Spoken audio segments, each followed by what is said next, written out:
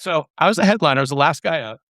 I watched the first guy up. He talked for a couple, very little time, and they started throwing something at him.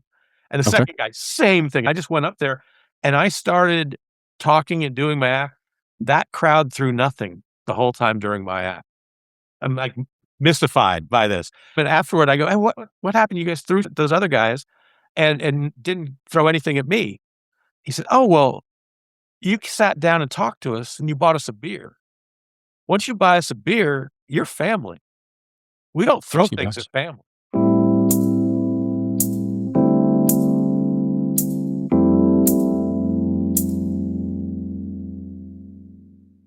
Hey guys, welcome to the show. And we have a special guest with us. His name is Engan. He can be found at leadershipthroughlaughter.com. And as the URL suggests, he is kind of a specialist at laughter and not just telling jokes and laughing just for the sake of being funny, but using humor very strategically in a very powerful way to open lines of communication that ordinarily are not able to be opened with just quote serious talk. There's just something about telling a joke that just eases people's minds. Sometimes the best way to share sometimes an uncomfortable truth is through laughter and just getting people to laugh at themselves or laugh at the situation in which they find themselves. It's a very powerful tool, and it's an often overlooked tool when it comes to selling, getting along with people, establishing rapport with people. It's something we interact with on a daily basis, but we often don't think about how powerful it can be. We're going to talk a little bit about just how to use laughter, something that we use every day, but maybe we can think of ways that we can use it uh, to our benefit, whether it be sales or business or whatever the case may be. So, welcome, Ray. It's good to have you, man. Oh, it's great to be here. It's crazy how powerful and when we're talking about humor, we're not talking about stand-up comedy. That's a whole different Mhm. ballgame. And humor, a lot of times in a business atmosphere, is just getting a smile on someone's face. And here's the real key about using humor in business. When you laugh, the brain doesn't have the ability to hold two emotions at the same time. Okay. So in a tense room, if you can create laughter, you wiped the tenseness out of the room. And that moment right after the laugh, the height of laughter is right before the height of learning. You've got Mm. about 8 seconds or so after you get a big laugh to put your biggest point in. If you do that, you become a very, very unforgettable speaker, an unforgettable leader, an Mhm. unforgettable salesperson.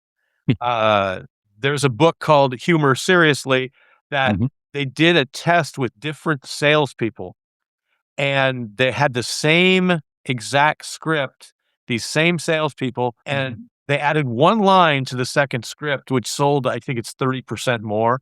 And that one line was, "And I'll throw in my pet frog."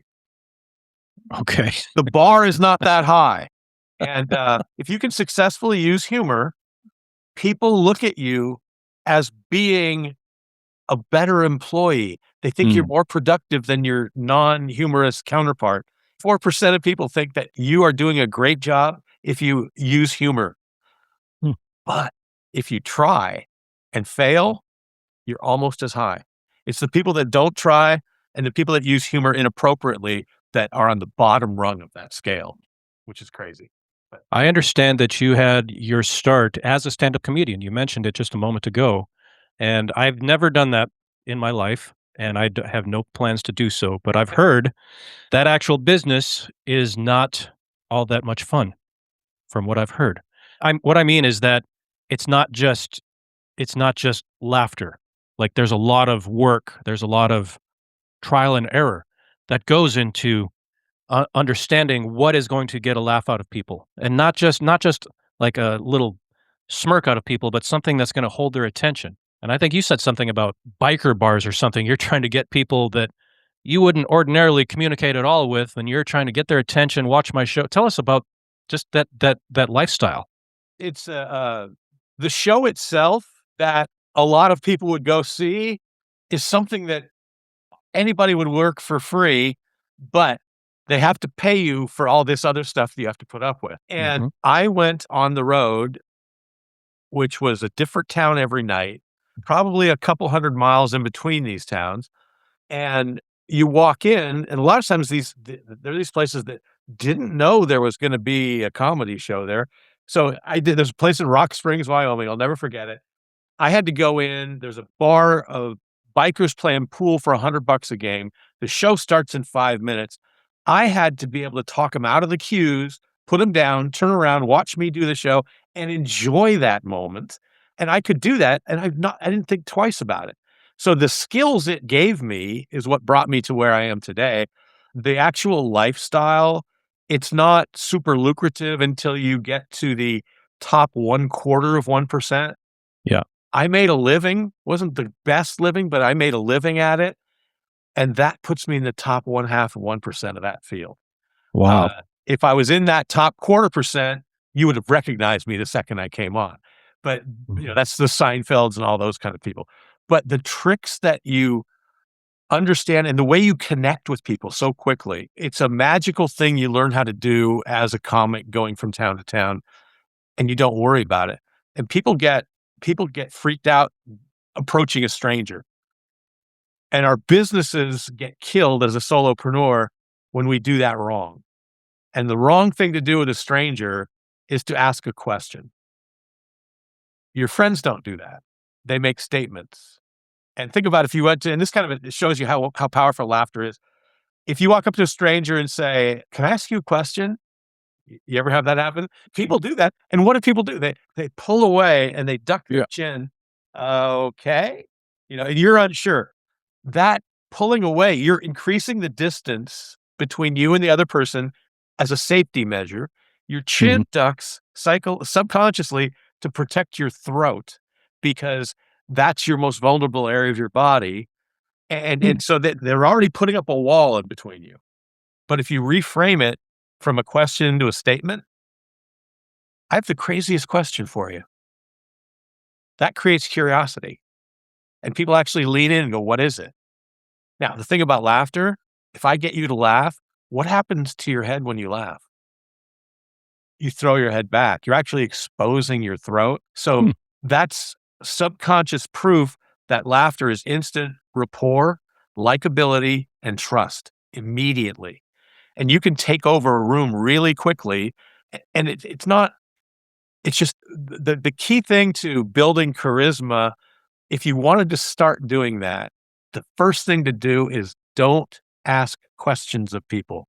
You haven't earned the right to asking questions. We attract people toward our business and we want to build rapport with them, but there's a step in between that not everybody, but most people miss. And that's the connection piece. That's Okay. where you build that permission to let people ask you questions. And that's a missing superpower for most people. They Mm. think, "I'm gonna go right to questions. That's what they told me to."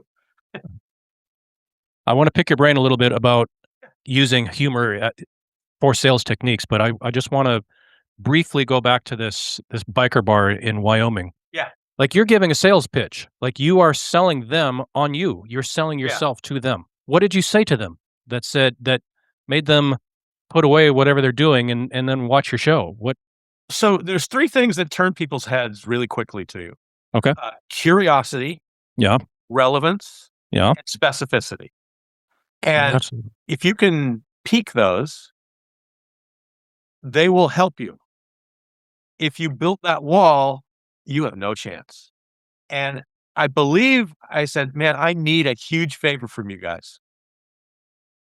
And so their response was not like, "Something's wrong. I need a huge favor from you guys."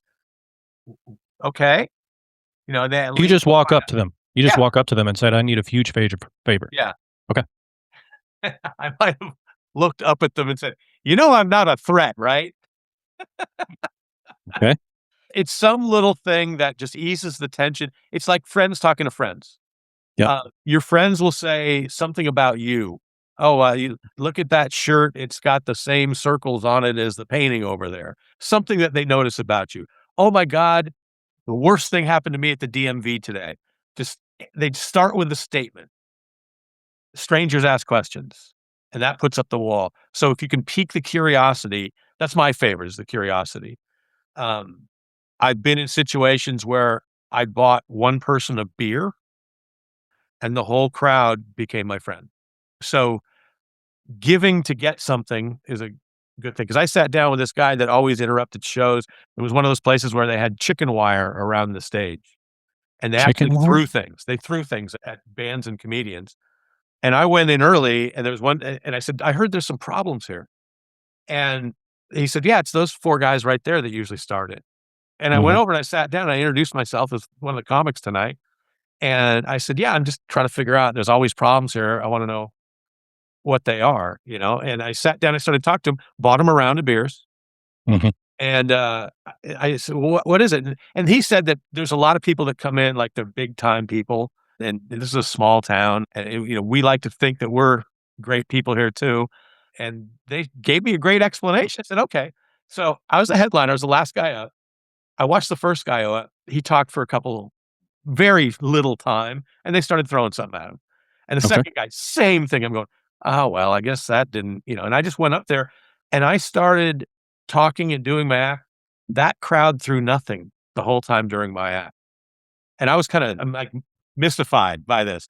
And because they're throwing at everybody else. I didn't do anything on stage or anything like that.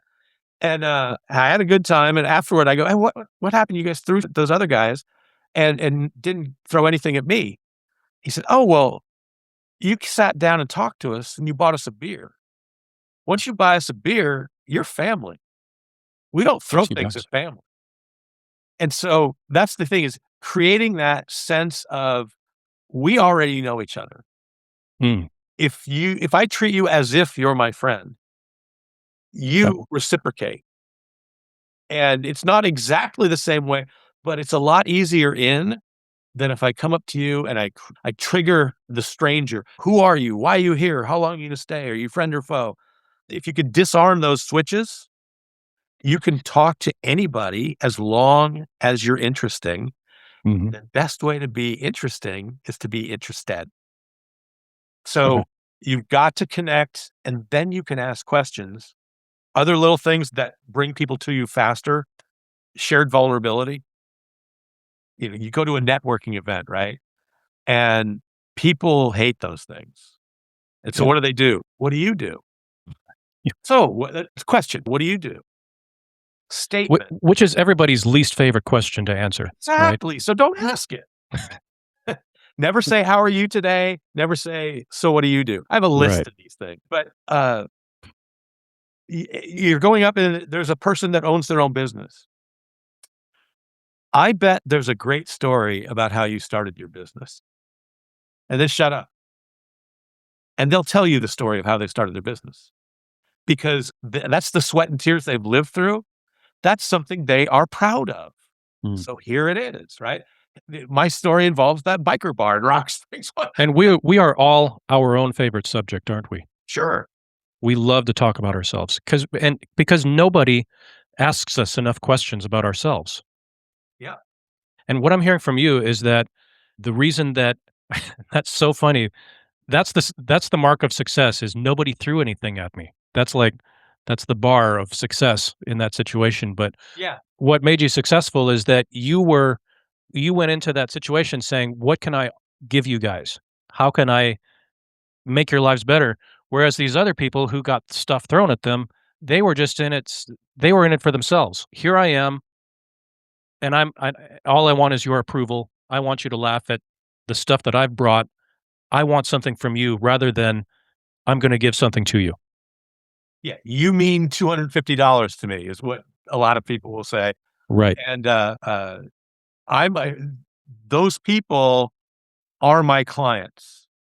And if the other thing too is when you step in front of a group of people, whether it's a pitch for money or a sales meeting or a presentation or anything, what you need to do is when you walk on, well, first of all, you're on stage the second you show up at the place. So they're Mhm. looking at you because they know that you're going to go do this thing.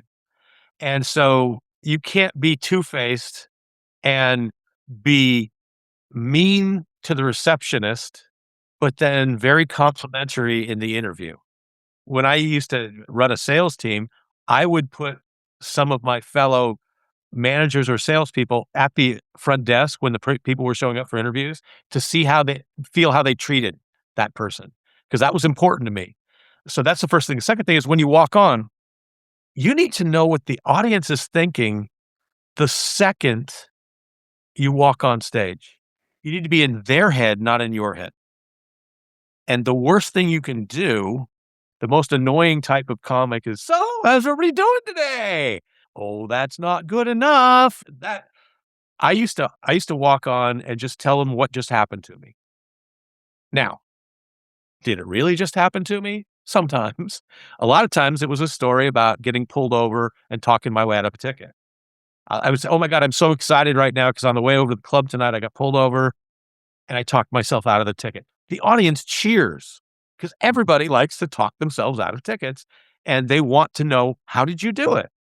And that the "how did I do it" is the part that varied, uh, but back in the day, it actually fit because I'd say, "Yeah, the guy pulled over and he came up and he said, 'Do you know why I stopped you?' And I reached in my glove compartment, pulled out a jar of Grey Poupon, said, 'Would it be for this?'" And that was a commercial back then, basically. And so Right. people start laughing, they recognize it, but, a shared vulnerability, man, I was so nervous before I came out here tonight, but one thing solved it for me. A crack pipe, but let's go. Let's do this thing anyway. Whatever it is, depending on the neighborhood you're in, and, uh, but that piece, that shared vulnerability at a networking meeting, it's like I'm so nervous to ask people questions, so I thought I'd hang over by the food and look like I could feed people. And if Okay. people are like, "Yeah, I'm nervous at this too." Then they'll start a conversation.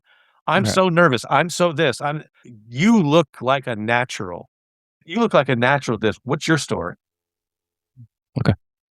You've given us some good tips, and these are all these. This is funny stuff, right? And you've got some good material, but once you've got your foot in the door, then you actually have to know something, Yes. and you can't just if you're just a goofball all the time, then you lose credibility. I would guess rather quickly. So tell us about how humor is the tool to reach it, like communicate or get that connection with people. But then how do you know when too much or when like you have to have a sense of when if I say a joke now, then it's going to kill the mood rather than I use the joke to lighten the mood, but now it's going to kill it. So how do you discern what's the best or worst way to use humor? The key well, the worst way to use humor, that's the easiest part, is by punching down at people.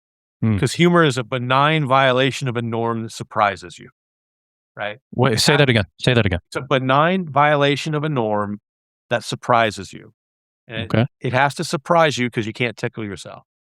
Okay. That definition comes from the Humor Research Lab in Colorado, or HURL is the name of it.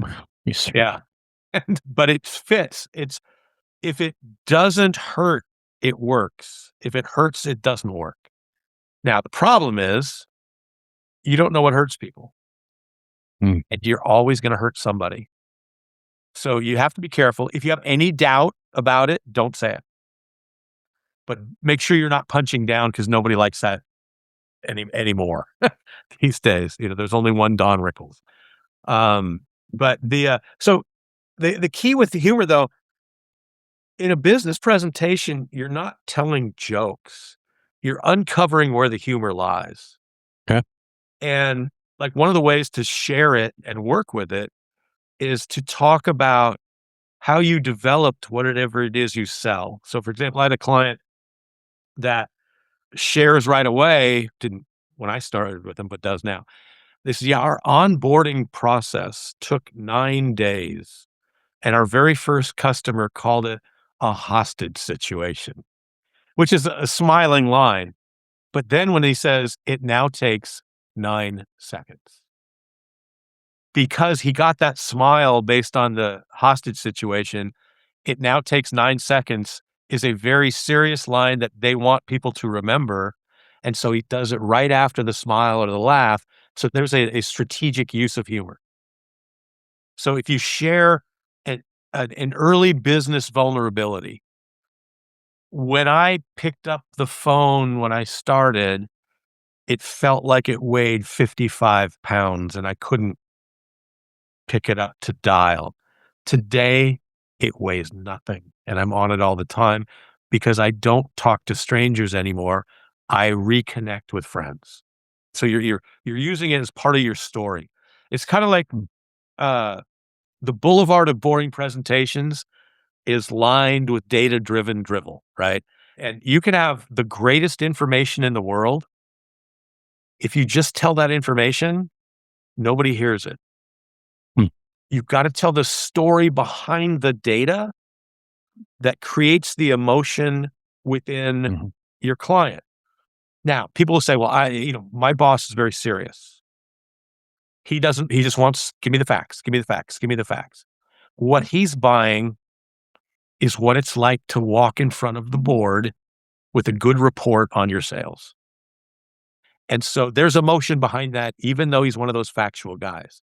And that's it. So I've got the information here that you would be proud to present to your board. Mm. What is it? Curiosity. What is that? Right. And so then I can present the dry information, but I've piqued his curiosity first, Mhm. which makes him want to hear what I have to say. If I just give him the numbers, a thought runs in the head. Oh, I forgot to get peanuts for the way home. Mm. Then it's gone. And here's the people always think, oh, we have this incredible attention span problem. People, you can't hold people. We don't have an attention span problem. We see people on their phones and binging on Netflix hour after hour after hour. What we have is an attention getting problem. And because we sat around without pants on for 3 years talking over Zoom, we're now fighting every little thing in that person's life for your attention. And how you get it, those three things, specificity, curiosity, and relevance, are so important to getting people to turn their heads. I was just about to ask you for that 3rd of those 3, but you just gave it, so Yep. thank you. Curiosity, relevance, specificity. Specificity. Alright. Well, I can't believe we're already at time. It Wow. seems like it just seems like we just hit record about 5 seconds ago, but that's what happens when you're having a good time with things. That time tends to fly, rather quickly when you're having a good time. But before I let you go, Ray, I wanna give you an opportunity to if I were to go to Leadership Through Laughter, I'm on it right now, but I see a number of things that you offer. How could you help me as a solopreneur myself looking to improve my stance in the marketplace? There's two things that I really send people to. I have that website as kind of just proof of life that I exist. Okay. The two things that I think would be the best for the solopreneur. On LinkedIn, I have a newsletter that comes out every Wednesday, and it is called How to Make Selling Fun. Okay. And I'm just did edition 65 today about how to use your customers' phrases. Their words are your gold, right? Okay. So that's one thing. The other one, so it's LinkedIn, it's Ray Engan, Engan. Mhm. Also, I have a mastermind on Friday where I usually go over the week of LinkedIn posts that I have with Mhm. people that have problems putting them into play. And it's free. It's Friday at 11 Pacific every week. Um, and you have to register for it. It's joinraytoday.com. Joinraytoday.com. That's to register for the mastermind. If anybody wants a 30-minute chat about something, that's a different link. That is talkwithray.com/30. Talk talk. Talkwithray.com. Yeah, you need a true link tree, man. Talk with Ray. That's the problem is I don't even know what that is. Huh? I'm Well, I'm just it excited I have these things that work. you're like me, I have a bunch of URLs too.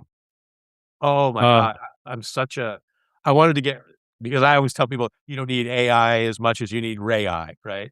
I went to get AI, but that everything like that is all taken. So I love buying web domains, but never using them. yeah, and that's the thing is I'll have a great idea, and then the URL is taken, but nobody has done anything with it. Yeah. That's annoying. but that's the way it goes. All right. Look up Ray Engan, Engan on LinkedIn. And the mastermind is joinraytoday.com. I'm going to join you, Ray. This is really good stuff. You've got a lot to share, a lot to offer.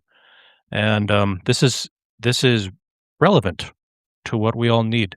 Thank you for sharing your great humor and really nice insights. I really appreciate it, Ray. Thanks for having me come on, James. It was a great time. I love doing these. If you can't tell, I get excited talking about this stuff. Yes, I can tell that well. All right. Thanks, Ray. All right. Thank you, everybody. Thanks for listening to That's What I Meant to Say. If something in this conversation stuck with you, pass the episode along to someone you think would appreciate it. And if you'd like to learn more about today's guest or anything we discussed, you'll find the relevant links in the show notes. And be sure to look me up on the web at jamesdnewcomb.com. Until next time, I'm James Newcomb. Thanks for being here.